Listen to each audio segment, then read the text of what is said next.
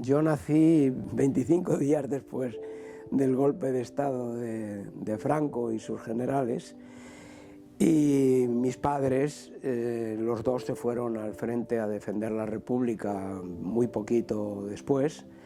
Yo no sé si llegaba mes y medio cuando me dejaron con mi abuela materna y ellos se fueron al frente.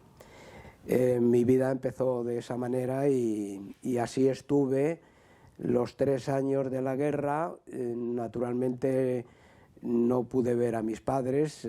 Ocasionalmente me parece que vi una vez a mi madre. Y cuando terminó la guerra, bueno, en ese periodo, para decir un poco cómo empezó mi vida, yo era el hijo de unos héroes valientes que habían ido a defender la República en contra del golpe de Estado, y todo el mundo me colmaba de cariño, de afecto, porque era, a medida que fui cogiendo añitos hasta los 3, pues ya me fui dando cuenta de cómo era la situación, de bueno, cómo era, como un niño lo veía en ese momento. Pero al terminar la guerra hubo un cambio radical. Ganó Franco la guerra y yo pasé de ser el hijo de unos héroes a ser el hijo de unos hijos de puta, traidores a la patria, que se habían vendido al comunismo internacional. Y bueno, y fui insultado por las calles siendo niño, fui pegado en el colegio cuando empecé a ir al colegio. En fin, mi vida cambió radicalmente y empezó todo yo diría que una vida complicada, difícil en todos los sentidos, yo diría que hasta el día de hoy en algunos aspectos. Evidentemente fue cambiando, sobre todo cuando vino la democracia, es cuando yo experimenté un cambio en mi vida fundamental. Pero bueno, a los 9 años empecé a trabajar para ayudar a mis abuelos porque se pasaba mucha hambre, era horrorosa, las carencias eran totales.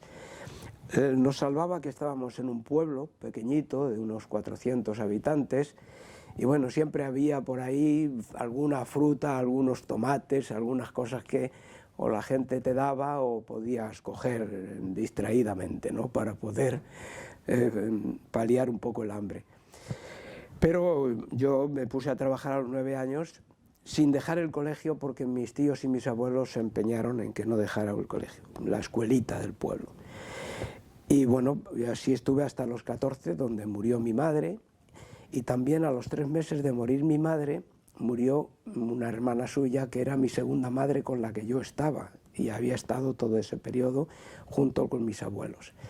En 3 meses me quedé sin las 2 madres. Bien, antes de morir mi madre yo había estado con ella un par de veces, un par de días, es todo lo que estuve con mi madre. Fui cuando nos dijeron que se estaba muriendo. Mi madre estaba huyendo de la policía político-social por varios sitios de España porque la estaban buscando y murió de una manera lamentable porque murió, yo creo que de hambre y de necesidad y al final de una enfermedad generalizada de los órganos, y nos llamaron y pudimos llegar la noche antes de su muerte. Cuando nos despedimos por la noche de ella, nos llamaron de madrugada que había fallecido. Bueno, mi madre se enterró en Valladolid, y cuando a poco tiempo, a los 3 meses, mi madre tenía 33 años, me parece, aproximadamente. Y mi tía, que tenía 35, hermana suya, murió 3 meses después. A partir de ahí, pues yo ya no tenía porque mis abuelos eran mayores, estaban en una situación lamentable desde el punto de vista económico, y yo pedí trabajar a los 14 años como fuera y me buscaron un trabajo, me independizaron, me independicé yo, fue voluntario sin duda. Yo tenía una conciencia ya de una persona mayor y naturalmente me fui a un pueblo de la provincia de Toledo. Allí no conocía a nadie y ahí empezó mi vida solo por el mundo, de una manera también con muchas dificultades de todo tipo. Allí me encontré con amigos de mi padre que le habían conocido. Ese pueblo era un pueblo, como decían entonces, un pueblo rojo donde había gente de izquierdas. De hecho, en la democracia el primer alcalde fue comunista, en Santa Cruz de la Zarza. Y bien, estaba naturalmente, la dictadura estaba allí también, sin duda, y de una manera más presente por ser como eran. Pero a esos amigos me contactaron para apadrinarme de alguna manera, porque yo era un niño de 14 años.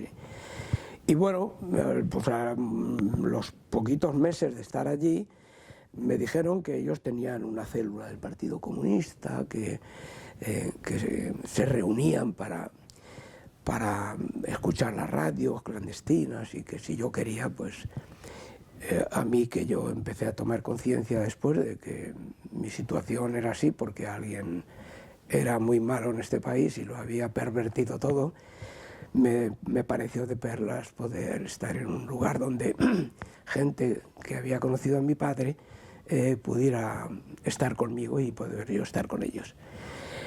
La célula se llamaba la célula del ojalatero, porque el dueño de ese localito clandestino era de un ojalatero donde hacía ahí su oficio, ¿no?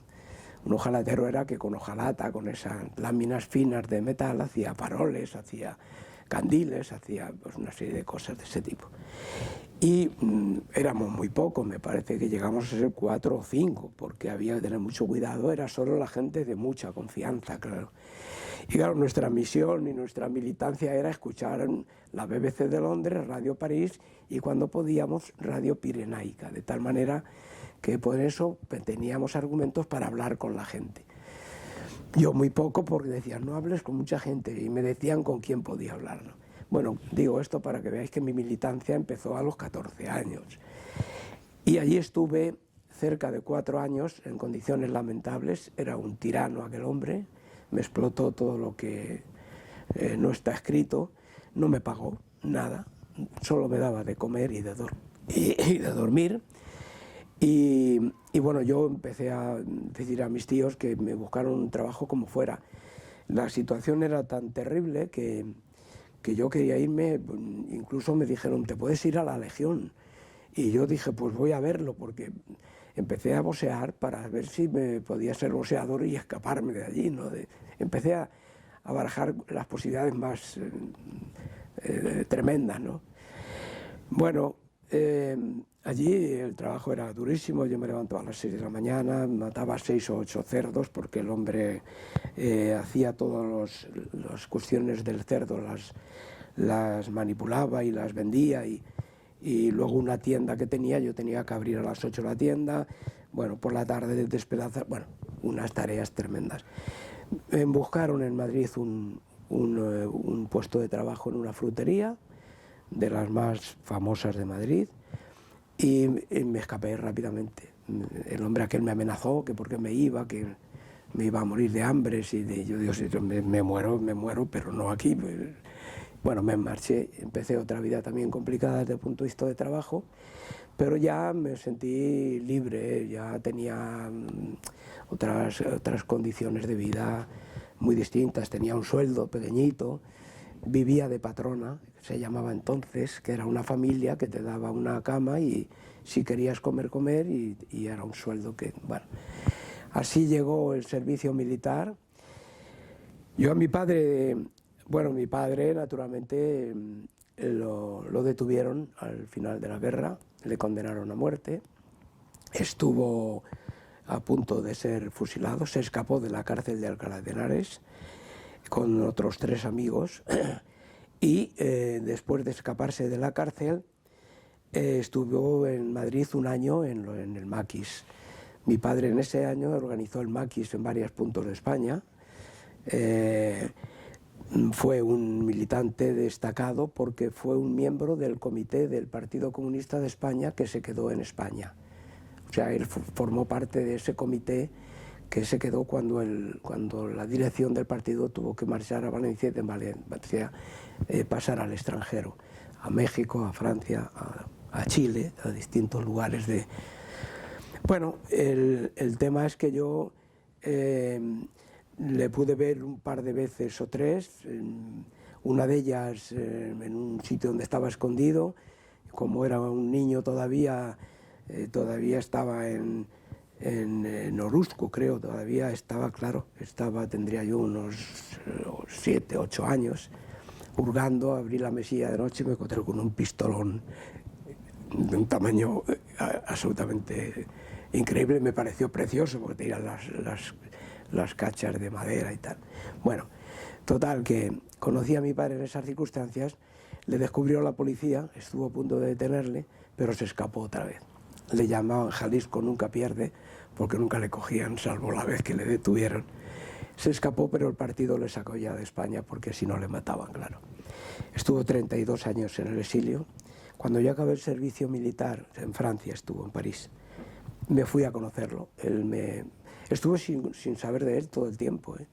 Casualmente alguien, que él vino para España, no se podía escribir porque el correo lo abrían, él tampoco podía hacer grandes cosas porque al principio en Francia fue complicado también para los españoles, les trataron fatal, en casi campos de concentración, y cuando él ya se fue independizando y pudo empezar una vida nueva, pues claro, es cuando empezó a hacer gestiones para ver dónde estaba yo. Yo, en el momento que me dijeron que estaba de aquella manera, de una manera más segura, empecé a cartearme con él, y bueno, cuando terminé el servicio militar me propuso ir allá para conocerle y para estar con él. Fue complicado hacer la documentación, hacer el pasaporte, todo era complicado, pero bueno, como también Franco estaba expulsando de España a todos los españoles que podía para que le quitaran el peso del paro terrible que había, y las condiciones económicas pues tampoco ponían excesivas pegas, ¿no? Yo me fui, tuvimos que establecer una contraseña para conocernos en la estación de Saint-Lazare, en París. No hizo falta porque éramos como una gota de agua, igual que otra gota de agua. De tal forma que llevábamos un periódico, no sé, una camisa de no sé qué color, y no nos hizo falta porque nada más vernos. Éramos iguales, la estatura igual, en fin, yo he sido siempre mucho más joven, he aparentado mucho más joven de lo que era, y él también, con lo cual en aquel momento la gente cuando empezó a vernos nos creía que éramos hermanos. Bueno, en el camino mi padre me empezó a hablar de militar, y yo, como venía del servicio militar, le digo, el ejército otra vez, no, por favor. Pero claro, era de militar en el Partido Comunista. Bueno, ya me habló de libros que tenía, que me dejaría para que los leyera. Mi padre era muy rápido en las cosas, y bueno, efectivamente me dejó libros de Carlos Marx, de Lenin, de Stalin, entonces, que también se leían. Y inmediatamente allí empecé a militar en la agrupación de Saint-Denis del Partido Comunista de España. Bueno, me acogían con los brazos abiertos, todos eran muy mayores, todos eran, los españoles que había, pues eran exiliados forzosos de la guerra, y querían gente joven para que, pues nada, enseguida me metieron en el comité de la agrupación, yo estaba entusiasmado con todas esas cosas para poder... Yo pasé la frontera de España a Francia y yo no lo podía creer, sobre todo cuando ya aterricé en casa de mi padre, cuando ya pude salir con un amigo, pude ir al baile con él y conocer a las chicas. Aquí no se podía bailar, había un vigilante que decía aire, aire, no podías acercarte a la chica, la tenías que coger así, que tenía que haber medio metro, porque el vigilante de ese baile, que una discoteca de aquella manera, pues estaba allí para eso. Yo llegué allí y fue la chica, porque yo también la cogí así, la chica hizo así, y naturalmente me llevó al sitio natural, donde allí... Bueno, y así mil cosas de libertad, de poder salir, de poder hacer las cosas, de poder leer un periódico, el que quisieras, de poder tener libertad. Y mi conciencia se revolucionó en horas y en días, ¿no?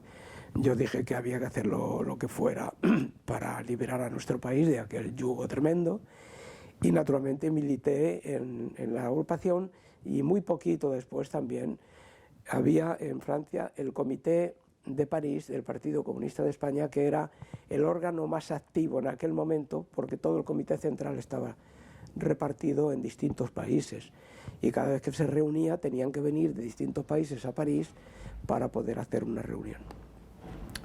No estábamos muy libres en París como comunistas, había que tener cuidado, fíjate, en aquel momento, ¿no? Pero nos consentían. Y bueno, me propusieron formar parte del Comité de París, y me pareció una barbaridad aquello para mí. Yo veía a aquellos hombres que para mí eran, qué sé yo, unos hombres increíbles, héroes de mi país, que habían luchado en la guerra, que habían luchado en la liberación de París, en la Segunda Guerra Mundial, que habían sido en realidad unos hombres que yo admiraba de una manera tremenda, y que yo decía, pero bueno, estando estos hombres aquí, ¿cómo voy a estar yo en el Comité de Francia cuando ellos? Y me decían, no, hijo mío, es que hace falta renovarlo, hace falta que además la juventud estéis ahí, vamos a estar contigo, en fin, todas las facilidades. Y yo no dije que no, claro, naturalmente formé parte de lo que era el órgano superior que tenía el Partido Comunista en aquel momento. Bueno, allí milité, naturalmente, con todas mis energías, todas mis fuerzas. El trabajo al principio fue terrible, estuve en la cadena de la Citroën. Aquello era un campo de concentración, porque aquello era trabajar de una manera salvaje, pero bueno, yo era joven, podía con todo eso, y hice varios trabajos antes de entrar ahí. Entré ahí porque tenía que conseguir la carta de séjour, es decir, el carnet de identidad, y una carta de trabajo para poder quedarme allí más allá de lo que me permitía como turista. Entonces, naturalmente, pues me metía donde fuera, con tal de que, porque ahí enseguida te daban la carta de séjour y enseguida te daban el carnet de trabajo, la carta de trabajo. Bueno, mi padre quiso que me formara también profesionalmente, me metí en una escuela de formación profesional, aprendí un oficio de fresador mecánico. Yo aprendía todo lo que fuera porque quería, naturalmente, tener posibilidades de ayudar. Y bueno, ahí 3 años y medio, casi 4 en Francia. En ese periodo hice viajes a nuestro país. A mí me lograron ya un carnet de identidad español ilegal, un pasaporte ilegal, y hice varios viajes para traer propaganda a España. Naturalmente era una tarea complicada, arriesgada sin duda, y con los carnets, la documentación falsa, yo podía pasar. Con la mía no, porque ya estaba fichado por la policía española. Como hijo de, ya estaba fichado en España. Pero bueno, no tenían de mí mucha referencia, pues yo escapé pronto. No había, en los trabajos que había estado, ni siquiera me habían dado de alta en la Seguridad Social, porque no les daba la gana, ¿no? Yo, para tener luego mi vejez, tuve que vérmelas y deseármelas, pero bueno, yo les dije que sí, que yo iba con mi maleta a llevar el mundo obrero, a traer el mundo obrero y documentos clandestinos. Y mi primera experiencia fue tremenda. Hay 1000 anécdotas, se pueden escribir un libro de cada viaje, ¿no? Porque era así de complicado. Digo alguna cosa que me parece importante, y es que, claro, yo tenía nombre falso en el carnet de identidad y en el pasaporte, ¿no? Y me dijeron, apréndete el nombre en el viaje para que luego no te equivoques, y si te preguntan y si oyes tu nombre no vuelvas la cabeza, en fin, todas esas historias. Y efectivamente yo voy muy ufano a la estación de San Lazaro a sacar mi billete, y la chica me dice, ¿cómo se llama usted? En ese momento no había memorizado todavía el nombre. Entonces ya empecé a trabajar clandestinamente, empecé a hablarla en español y dije, ¿cómo me dice, cómo no? Y mientras saqué el pasaporte, miré el pasaporte y pude decirle a mi nombre, ¿no? Pero fue la primera aventura para pasar, que no pasaba nada porque la chica no estaba en ninguna labor policíaca ni mucho menos. Bueno, ya lo primero que hice al subir el tren fue aprenderme el nombre de memoria, algunos datos de familia, algunos datos de nacimiento, de todo eso me lo aprendí inmediatamente. Y la otra aventura fue llegar a la frontera, ¿no? Entonces a la frontera francesa, ¿y dónde va usted? Pues a España, voy a hacer un viaje para ver a mi familia, todo normal, ¿no? Pero unos metros más allá estaba la frontera española.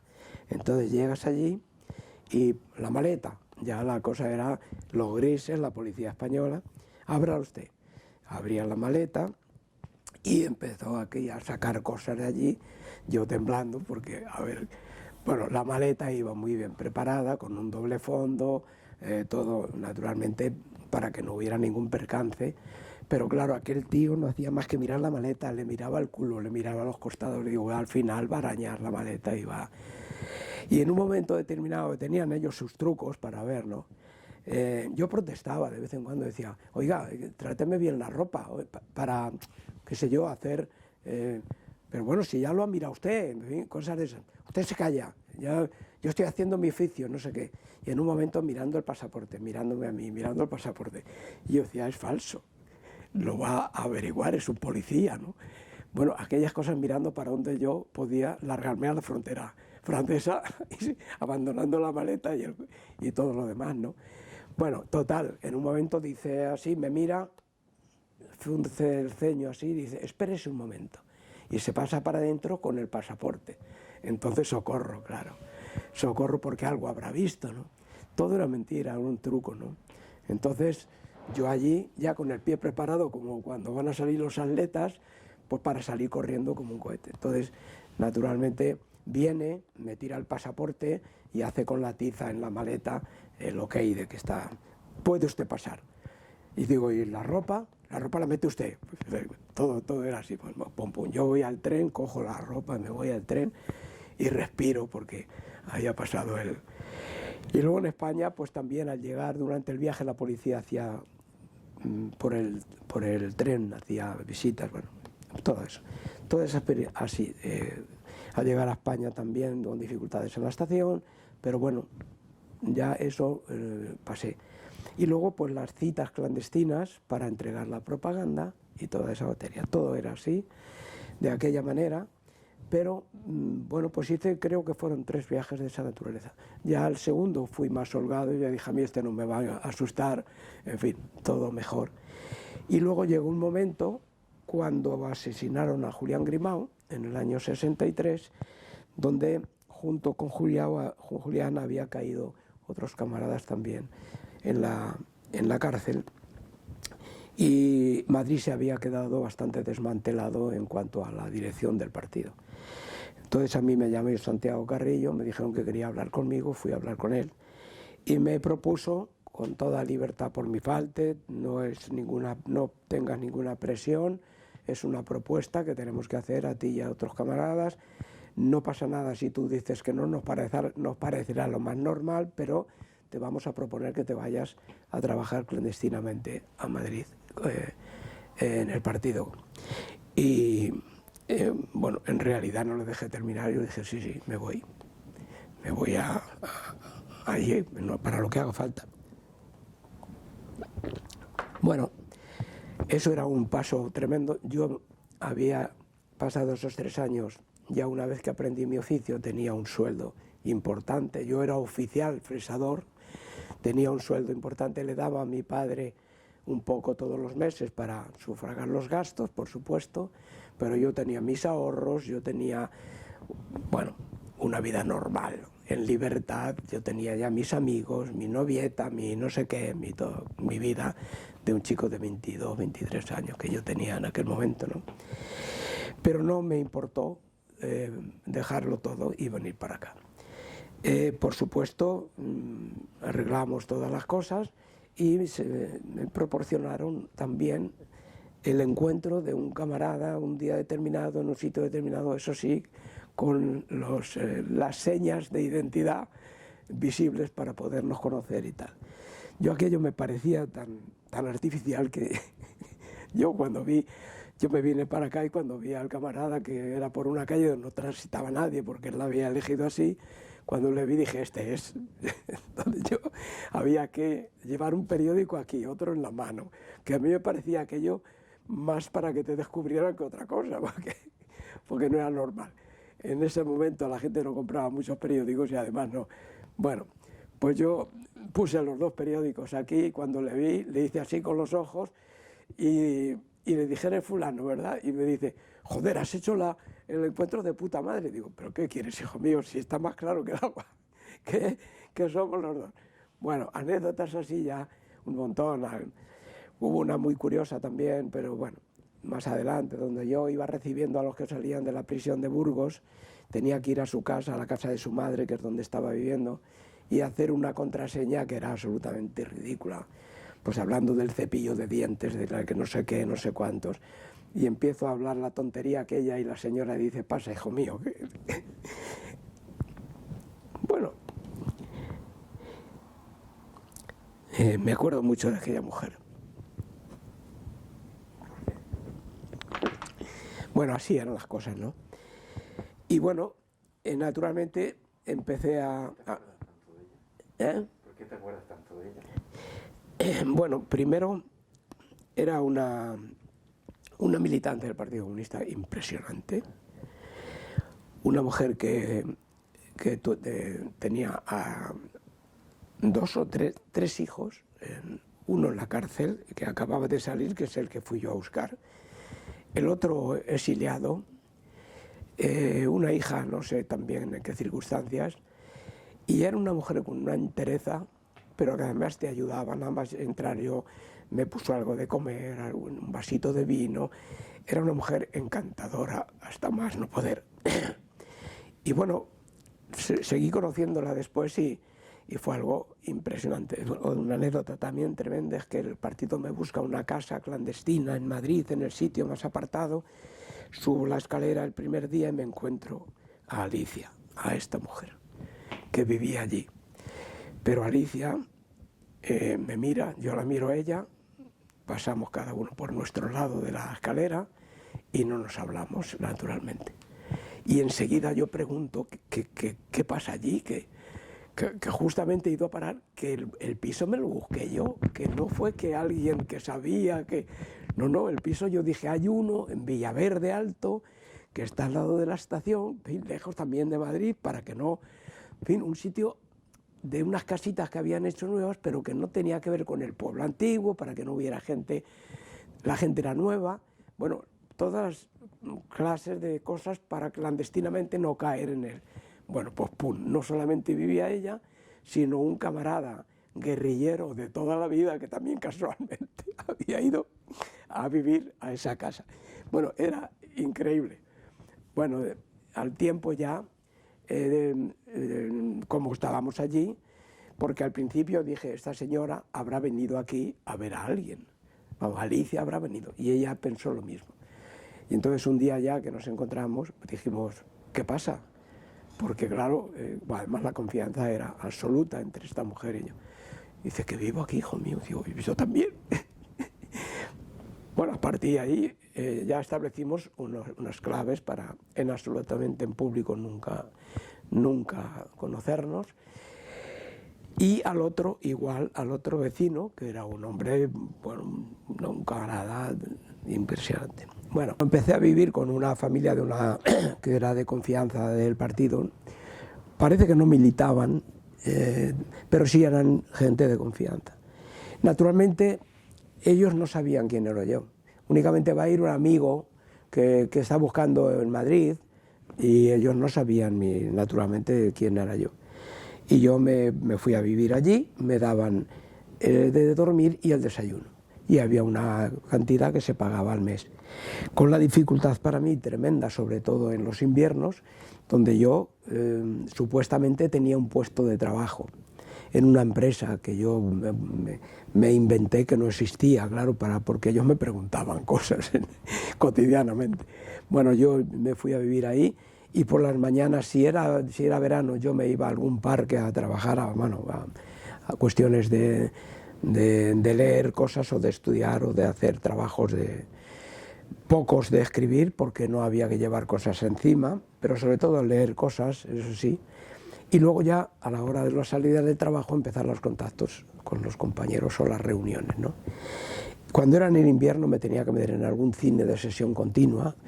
Había veces que me veía 4 veces una película porque, claro, no podía salir fuera. Hasta que llegaba mi hora de trabajo, que yo volvía a la casa, a veces tarde, porque pues tenía cosas que hacer. Bueno, eso era mi vida. Y luego establecer los contactos con las distintas organizaciones, a veces individualmente, de una manera absolutamente rigurosa, donde todos los cuidados eran pocos. Yo en Francia había recibido un máster de clandestinidad, es decir, cómo hay que vivir en clandestinidad, incluida la caída en prisión, la caída en la policía. Es decir, cuando llega el momento de caer a la policía, ¿qué hay que hacer para salir lo más airoso posible o lo menos gravosamente tratado? Vamos. Aquello era casi imposible, pero bueno. Eso había ido con especialistas y con gente que había caído en la policía en París. Fui a varios cursillos de esa naturaleza. Bueno, pues ese era el trabajo. También teníamos que hacer unos boletines que hacíamos para cada sector. El boletín de la construcción, el boletín del metal y también el boletín de profesionales y tal. Y en la universidad otro boletín. Yo hacía los de metal y construcción y encargaba a los profesionales que tenían más medios y la universidad que hicieran el suyo. Eso lo hacíamos en una chabola de Vallecas, del barrio de Doña Carlota, muy conocido en Madrid, y sobre todo en aquella época, donde un camarada de Estándar Eléctrica tenía una chabola allí, que ya no la habitaba porque había conseguido una vivienda, pero que la tenía y la conservaba, y bueno, pues estaba en un lugar muy oscuro ahí tal. Pues allí instalamos una vietnamita. ¿Sabes lo que es una vietnamita? No. Una vietnamita es donde hacíamos la propaganda. Es un tablero de madera así, que se abre, que tiene una tela, como una tela de seda porosa, donde se pone un cliché que previamente has picado en la máquina Olivetti sin la cinta. Es decir, que las letras picaban eso que tiene una emulsión de cera, parecido a la cera, ¿no? Entonces ahí picabas con la Olivetti y ese que era de tamaño folio se ponía en la tela esa por debajo y por arriba, con un rodillo de estos de la fotografía que había entonces, pues se mojaba en la tinta en un lado y se pasaba la tinta por arriba. Entonces hacías uno, lo sacabas uno, ponías otro folio, otro, así toda la noche para sacar unos cuantos boletines en cada caso.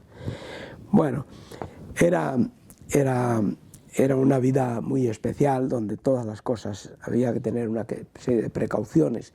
Conocíamos Madrid al dedillo, quedábamos en un sitio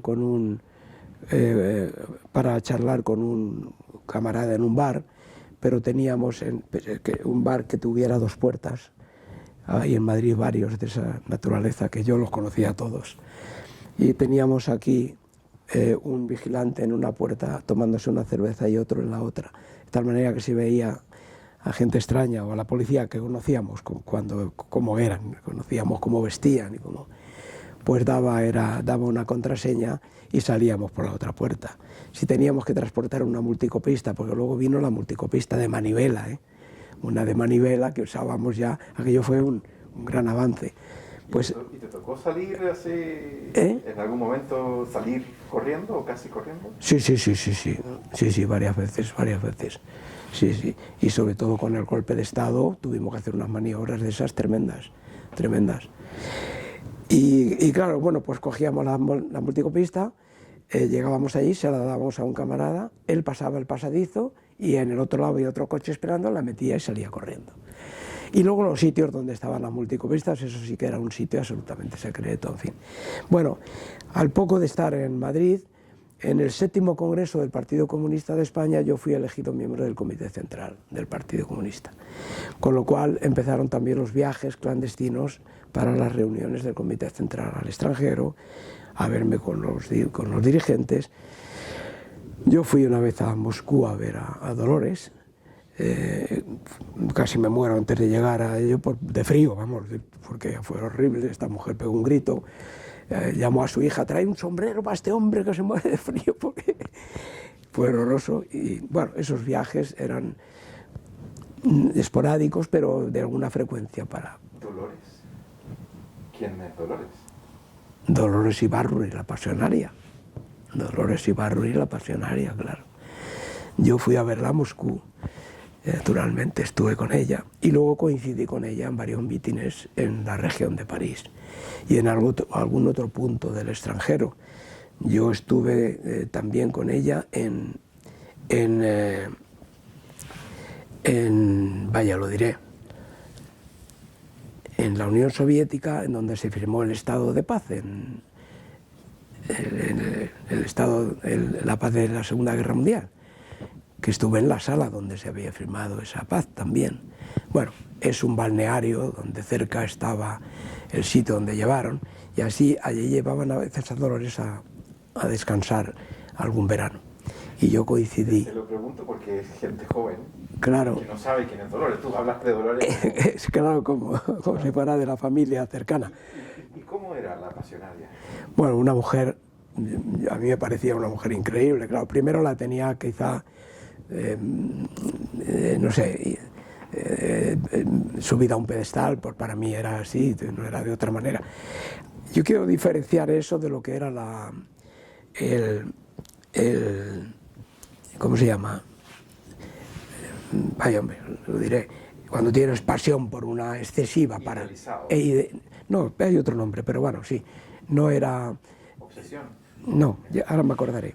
Bueno, que no era eso que lo tuvieron muchos comunistas en el mundo sobre los dirigentes de la Unión Soviética, sobre el PECUS, que era un endiosamiento. Eso, idolatrar. Yo no tuve nunca eso porque no me lo enseñaron en el partido nunca. Era la admiración, el cariño y ver que esa gente había hecho lo que había hecho y que había jugado un papel en nuestro país y que lo seguía jugando. Ese cariño de esa manera. Y yo a esa mujer se lo tenía, pues para mí la pasionaria era algo absolutamente extraordinario, ¿no? Pero luego cuando la conocí era tan cercano, era tan cariñosa. Pero una mujer cariñosa, no melosa, era una mujer fuerte, firme, que te trataba con una firmeza y te decía las cosas con esa voz que tenía sonora, tenía una voz preciosa. Era una mujer de unas características, pero muy cercana. Enseguida se rompía la pared de separación de la admiración y enseguida estabas con alguien muy cercano que podías hablar tranquilamente y que te animaba y bueno, de esas características, ¿no?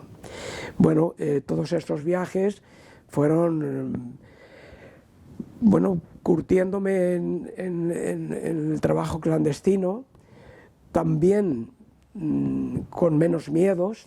El miedo se va amortizando, claro, porque no puede estar todo el tiempo.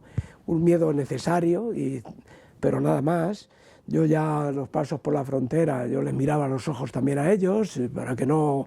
¿Y usted por qué? A ver, tráteme las cosas mejor, es decir, ¿y por qué hacen esto?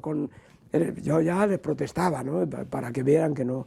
Yo el 23 de abril de 1967 ya había pasado mucha agua bajo los puentes de la dictadura, ¿no? Pero había crecido la lucha obrera, la lucha estudiantil, la presión internacional, y en la dictadura, en vez de aflojar a esa presión y a esa lucha, lo que hizo fue acentuar la represión para que todo el mundo supiera que estaban ahí todavía y que no había nada que hacer, ¿no?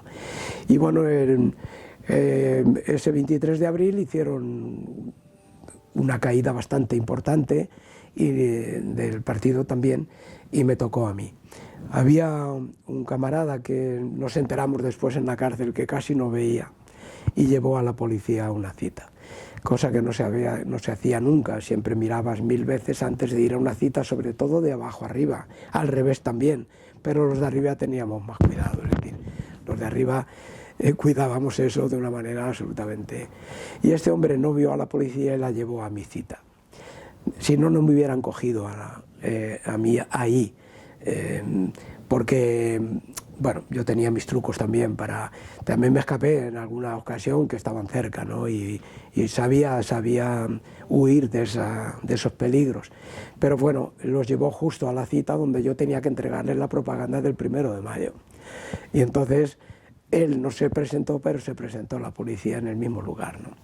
Entonces aprovecharon, porque yo también en la cita la dábamos en sitio, pues había unas obras allí, en la avenida de Valencia, una avenida que va hacia la glorieta de Atocha, de esas grandes que van hacia allá, Valencia o no me acuerdo, una de ellas.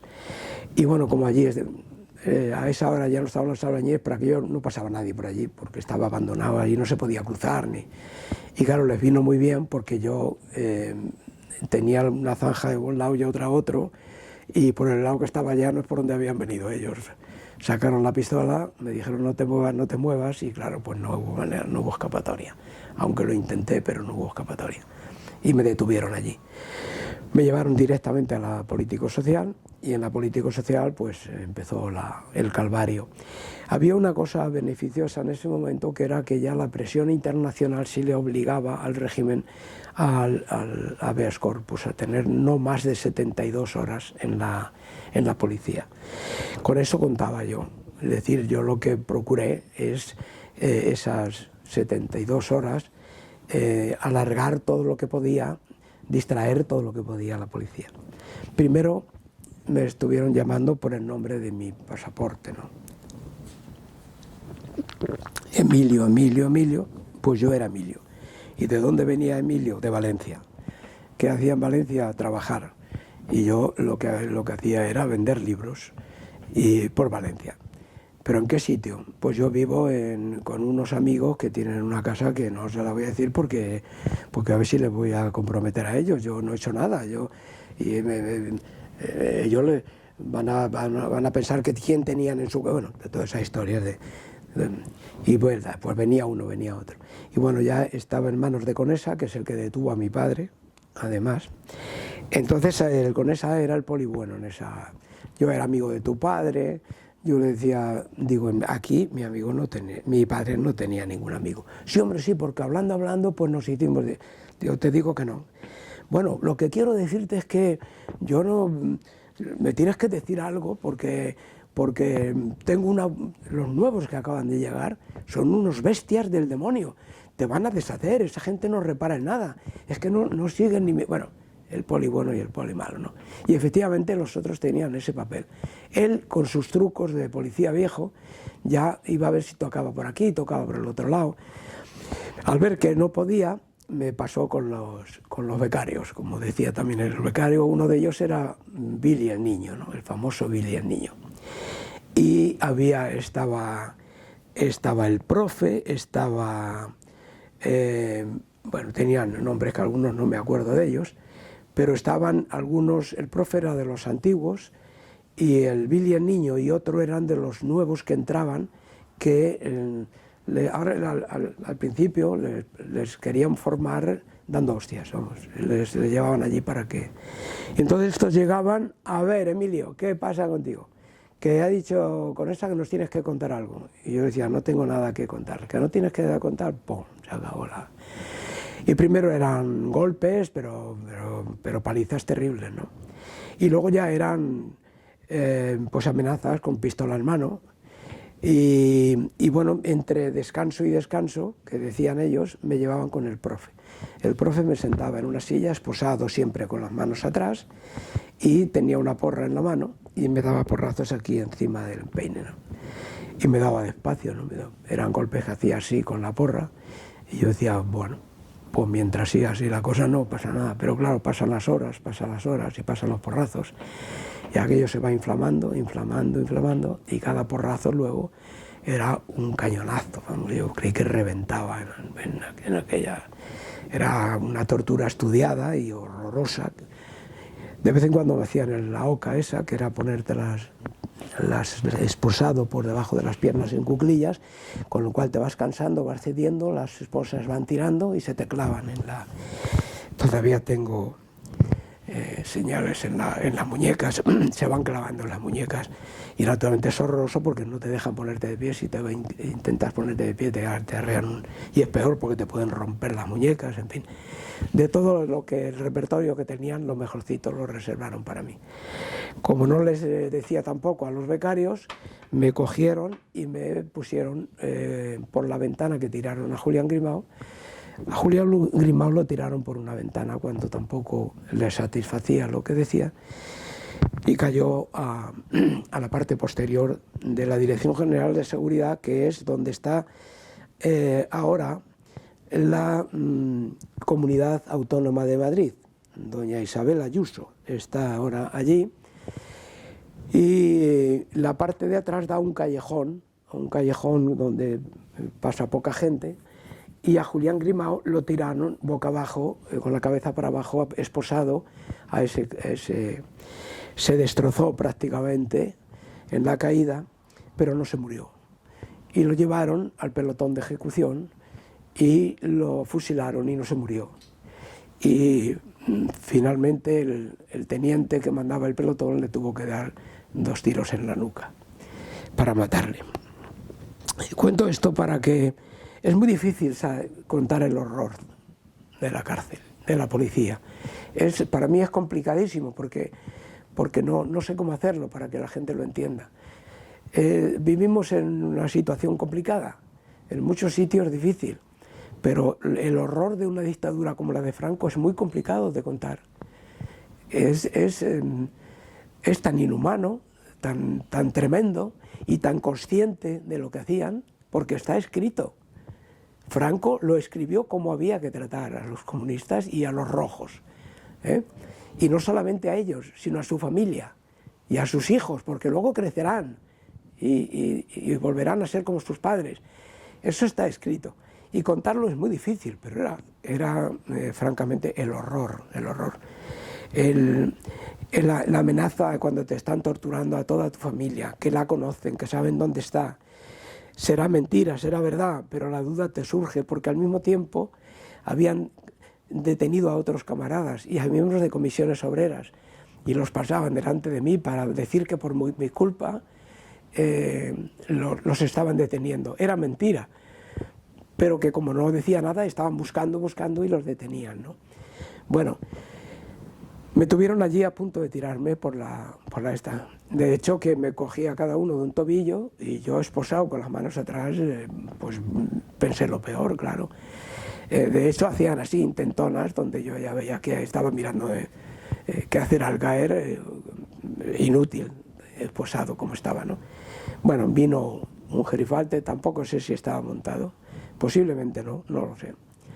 Pero me lo decían, aquí tiramos a Julián y aquí te vamos a tirar a ti, porque... Total, vino este hombre y dijo, ¿qué hacéis? Que ahora no se puede hacer eso, que ahora no es igual, que ahora no sé qué. Bueno, me subieron y no me tiraron, efectivamente. Pero lo cierto es que a partir de ahí yo me hice más fuerte, decir, bueno, ya qué más me puede pasar, estaba magullado, estaba herido, me habían pegado puñetazos por todas partes. Aquel hombre me había amenazado con la pistola, decía que sí. Y luego se cumplió lo que decía, ciertamente. Dice, si yo mato a alguien aquí me dan una medalla. Y es verdad, se la dieron después, le dieron 3 a ese asesino, ¿no? Bueno, yo ya sabía que me podía pasar lo peor, pero que no había otra, que ya llega un momento en que ya la violencia física no te afecta más la psicológica. El que pueda ocurrirle algo a tu familia, a los otros camaradas, a otra gente, ¿no? Pero eran, pensándolo desde aquí, bastante torpes también. Llegó un momento que ya conocieron que yo no era Emilio. Habían descubierto por fin, la policía, que tiene todos los medios, de que aquella documentación era falsa, tanto el carnet como el pasaporte, ¿no? Y un día, vamos, ya a última hora aparece con esa, y dice, hombre, Carlitos, ¿con qué Carlitos? Ah, que me llama, es que yo tuve 2 nombres, el de entonces era Carlitos, Carlos. Hombre, Carlitos, ¿con qué Carlitos, el hijo de Calisto. Y ya dije, ya se acabó la historia, que lo han descubierto. Y entonces él también empezó como no había servido la brutalidad de sus becarios, vino él a ejercer lo que mejor sabía hacer, ¿no? se le puso esta vena hinchada, que yo creí que se le reventaba. Era un hombre, pues esa gente que está drogada, que además está haciendo cosas que son impropias, yo creo que insoportables de una persona humana o no humana, ¿no? Y llega un momento en que el físico no aguanta, aunque él mentalmente sí aguante, ¿no? Y bueno, yo le veía así y me daba golpes de karate en la nuez, no me salió por aquí de chiripa, ¿no? Me daba unos golpes aquí donde tenía momentos de no poder hablar, y unos dolores tremendos, en fin, golpes de karate que había aprendido bien para lucirse con los detenidos. Me obligaron, lógicamente había que firmar una declaración. Yo firmé una declaración donde nadie estaba implicado. Toda la culpa era mía, que sí, que militaba en el Partido Comunista, una vez que me descubrieron ya no había, y que naturalmente estaba orgulloso de mí. Y nada, una vez que terminó allí me llevaron, se cumplieron las 72 horas, me llevaron al juez. Entonces el juez te toma otra declaración. Esto es muy importante saberlo para ver el horror del sistema. Todo estaba contaminado. No era la policía solo, o el ejército, o los geifaltes del régimen franquista, sino todo estaba contaminado. Entonces llego allí y el juez me toma, bueno, ¿tiene usted algo que declarar?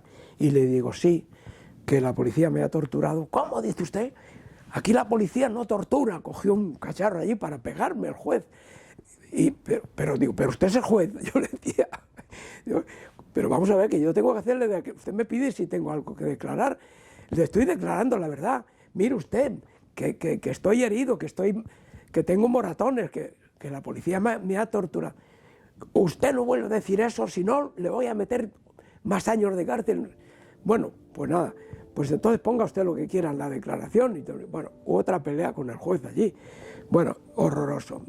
Pasé ese trámite en una celda allí. Allí fue a verme un abogado, al que le conté lo que pude en aquel momento, por si tenía micros, pero le fui contando, sobre todo que no tuviera miedo a nadie, que nadie había sido delatado, que por mi parte no iba a haber ningún percance, como así fue efectivamente, y cosas que le dieran pista. Vi pasar a mucha gente, creo que han detenido a muchos camaradas por ahí porque los pasaban por delante de mí. Algunos yo los conocía, que eran con los que yo tenía contacto. 14 me enteré después porque fuimos todos otra vez al juicio, ¿no?